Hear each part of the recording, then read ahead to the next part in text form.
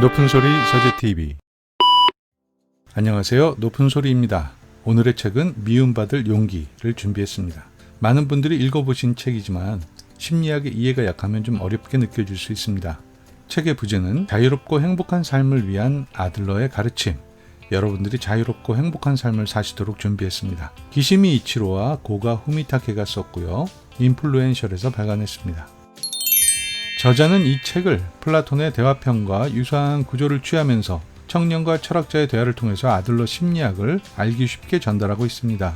청년과 심리학자가 아니라 청년과 철학자가 대화를 하는 것은 그만큼 아들러의 심리학이 철학과 유사한 혹은 영성과 유사한 내용을 담고 있기 때문입니다. 그것이 아들러를 이해하는 데 어려울 수도 있겠지만 그만큼 우리 삶에 미치는 파급력이 크다는 뜻도 되는 것이죠. 청년과 철학자의 대화는 5차례의 만남, 밤 시간에 이루어집니다.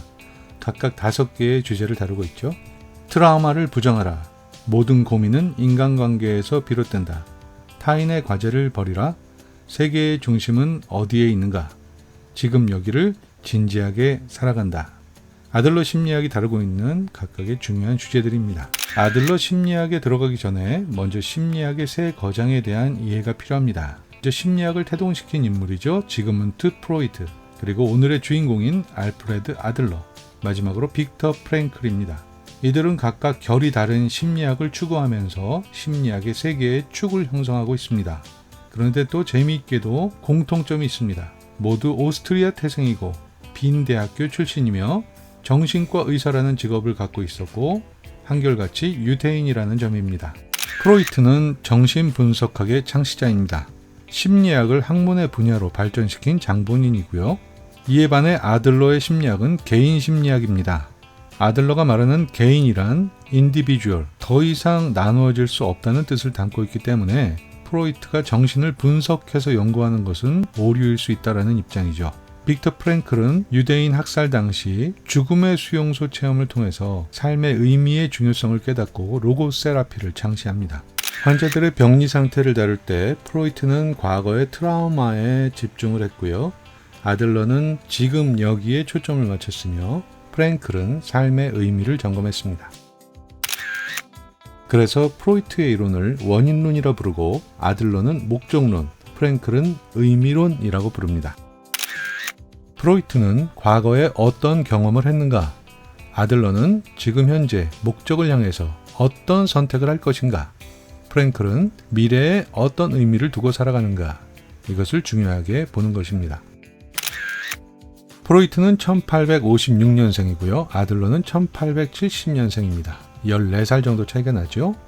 아들러와 프랭클은 35살 정도의 차이가 나고요. 프로이트와는 50년 가까이 차이가 납니다. 그러니까 동시대의 인물은 아니고요.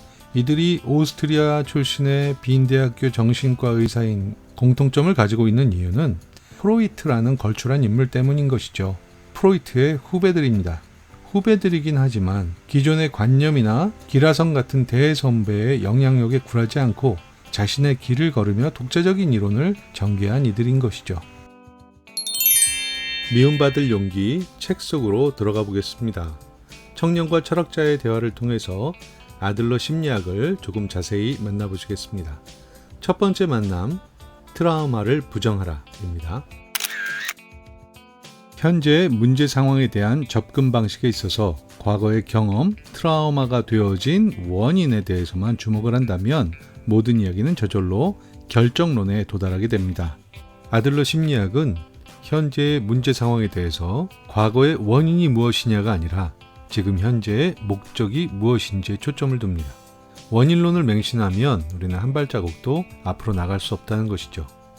원인론, 결정론의 입장에선 당신이 괴로움에 시달리는 것은 과거의 그 일의 원인이 있다. 그러니 당신에게는 잘못이 없다. 라고 위로하는 걸로 그칠 수 있다는 것입니다. 아들러는 트라우마 이론을 강하게 부정합니다. 아들러의 말을 들어보시죠. 어떠한 경험도 그 자체는 성공의 원인도 실패의 원인도 아니다. 우리는 경험을 통해서 받은 충격으로 고통받는 것이 아니라 경험에 부여한 의미에 따라 자신을 결정한다. 인간은 과거의 원인에 영향을 받아 행동하는 것이 아니라 스스로 정한 목적을 향해 움직인다. 인간은 변할 수 있습니다. 지금의 라이프 스타일은 내가 선택한 것입니다. 만약에 내 삶이 변하지 않는다면 그것은 스스로 변하지 않겠다고 선택했기 때문입니다. 아들러 심리학은 용기의 심리학입니다. 생활 양식의 변화에는 용기가 필요하죠. 익숙한 안전지대를 떠나서 불안을 선택하는 용기입니다.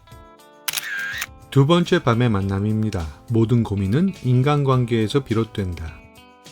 아들러는 인간 존재를 사회 속에서 살아가는 개인이라고 보고 있습니다.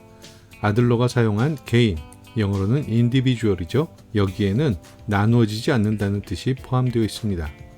아들러는 개인이란 말을 좋아했는데요. 프로이트가 인간을 마음과 육체로 또 의식과 무의식으로 구분하는 것에 반대했죠. 인간은 무기력한 존재로 세상에 태어나 인간관계 속에서 타인과의 비교를 통해 열등감을 경험합니다. 인간은 모든 문제의 근원인 무기력한 열등감에서 벗어나려고 하는 보편적인 욕구를 갖는데 그것이 바로 우월성 추구입니다. 이때 열등감은 성장의 밑거름으로 쓰여집니다. 우월성 추구란 남보다 더 높은 곳으로 가려고 경쟁하려는 의지가 아닙니다. 자신의 발을 한 발 앞으로 내디디려는 의지, 이것이 우월성 추구의 의지입니다. 더 나은 내가 되기 위해서 변화를 위한 용기를 포기하고 안주하기로 선택을 하면 열등감은 열등 콤플렉스로 자리 잡게 됩니다. 가짜 우월감을 얻기 위해서 경쟁하는 삶을 살게 되죠. 열등 콤플렉스가 심해지면 불행 자랑을 하기도 합니다. 불행 자랑이란 자신이 겪은 불행을 뽐내듯이 말하면서 불행을 무기로 상대방을 속박하고 지배하려 드는 것입니다. 그는 불행을 필요로 합니다. 지금의 내가 열등감을 극복하고 최고의 나로 우월성을 추구해 나갈 때 아들러는 두 가지 행동의 목표를 제시합니다. 첫째, 자립할 것. 둘째, 사회와 조화를 이루며 살아갈 것. 아들러는 자립과 조화를 가장 중요한 인간관계의 요소로 보고 있습니다. 자립과 조화라는 행동의 목표를 뒷받침하는 심리적인 목표가 있는데요. 첫째, 내게는 능력이 있다. 자립을 위한 마음가짐이죠. 둘째, 사람들은 내 친구다. 조화를 위한 마음가짐입니다.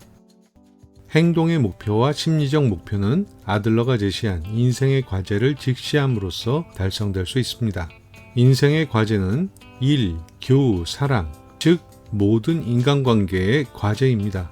쉽게 말해서 지금의 내가 열등감을 극복하고 최고의 내가 되기 위해서 우월성을 추구하는 과정이란 공적인 업무관계, 사적인 친분관계, 애인이나 가족 등의 사랑의 관계에서 나에게는 능력이 있다는 마음으로 자립하고 사람들은 나를 좋아한다는 마음으로 조화를 이루며 살아가는 것. 이렇게 자립과 조화를 이루는 것이 우리의 할 일이라는 것이죠. 세 번째 밤의 만남의 주제는 타인의 과제를 버려라입니다. 아들러 심리학에서는 타인에게 인정받으려고 하지 말아라 이렇게 이야기하죠.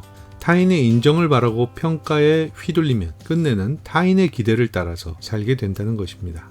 모든 인간관계의 트러블은 대부분 타인의 과제에 개입할 때 생겨납니다. 이것은 누구의 과제인가? 이런 관점에서 자신과 타인의 과제를 분리할 필요가 있습니다. 모든 사람에게 미움을 받지 않는다는 것은 불가능합니다. 행복해지려면 미움받을 용기도 있어야 한다. 이것이 아들러의 이야기입니다. 네 번째 주제, 세계의 중심은 어디에 있는가? 아들러 심리학에서 과제의 분리가 인간관계의 출발점이라면 공동체 감각은 아들러가 말하는 인간관계의 목표이며 아들러 심리학의 핵심 개념입니다. 남들에게 어떻게 보일까? 이것만 신경 쓰는 자기에 대한 집착을 벗어나 타인에 대한 관심으로 라이프 스타일을 바꾸는 것이 공동체 감각입니다. 1. 교우, 사랑이라는 인생의 과제에 직면하여 내가 이 사람에게 무엇을 줄 수 있을까를 생각할 때 공동체 감각을 선물로 얻게 됩니다. 아들러는 모든 인간관계를 수직관계가 아니라 수평관계로 이해합니다. 칭찬이나 체벌을 하는 것은 인간관계를 수직관계로 보고 있다는 증거이기 때문에 사용을 하지 않습니다. 과제를 분리하지 못하고 타인의 과제에 개입하는 것은 수직관계를 바탕으로 합니다. 하지만 지원하는 것은 과제의 분리 그리고 수평관계를 전제로 하는 것입니다. 평가도 마찬가지입니다. 위에서 아래로 이루어지는 것이므로 수평관계에서는 평가 대신에 감사나 존경으로 표현합니다. 감사는 상대방으로 하여금 자신의 가치를 깨닫게 합니다. 마지막 5번째 밤의 만남. 지금 여기를 진지하게 살아간다. 자기에 대한 집착을 타인에 대한 관심으로 전환하는 공동체 감각을 기르기 위해서는 나를 있는 그대로 받아들이는 자기 수용과 다른 사람들을 믿는 타자 신뢰, 그리고 다른 사람들을 돕는 타자 공헌이 필요합니다. 자기 수용이란 무조건 할 수 있다고 우기며 최면을 거는 자기 긍정과는 다릅니다. 있는 그대로의 이런 나를 받아들이고 바꿀 수 있는 것을 바꾸는 용기를 내는 것이 자기 수용입니다. 타자 신뢰란 신용이 아닌 신뢰를 기반으로 합니다. 신용이란 상대방이 믿을 만한 행동을 해야 한다는 조건이 따르지만 신뢰는 다른 사람을 무조건 믿기로 내가 결정하는 것입니다. 다른 사람을 믿을 때 조건을 일절 달지 않는 것입니다. 설령 상대가 배신한다고 해도 배신을 결정하는 것조차 타인의 과제라는 것을 이해한다면 타인을 신뢰할 수 있고 친구로 받아들일 수 있다는 것이죠. 타자 공헌은 특히 공동체 감각을 얻기 위해서 반드시 필요합니다. 타인을 친구로 여기면서 도움을 주는 것은 자기 희생과는 다른 차원입니다. 나를 버리고 누군가에게 최선을 다하는 것이 아니라 오히려 나의 가치를 실현하는 행위인 것입니다. 타자 공헌의 대표적인 예는 우리가 하는 일입니다. 자기 수용과 타자 신뢰, 타자 공헌을 통해서 우리가 느끼는 감정은 우리가 쓸모있고 가치 있는 존재라는 공헌감입니다. 이러한 공헌감이 우리에게 느껴질 때 공동체 감각이 우리 가슴에 자리하겠죠. 행복이란 공헌감이다. 아들러는 이렇게 말하고 있습니다. 인간은 내가 누군가에게 도움이 된다고 느낄 때에만 자신의 가치를 실감할 수 있다는 거죠. 타인에게 일부러 인정받지 않아도 나는 누군가에게 도움이 된다라고 스스로 실감할 수 있다면 인정 욕구에 연연하지 않을 수 있다는 것이죠. 제 영상이 여러분들에게 도움이 되고 있다 라고 느낀다면 클릭수에 연연하지 않을 수 있다, 이런 얘기겠죠. 인생은 찰나의 연속입니다. 우리는 지금 여기를 살아갈 수밖에 없습니다. 찰나인 지금 여기, 완결된 찰나를 춤추듯 살아가십시오. 아들러의 말입니다.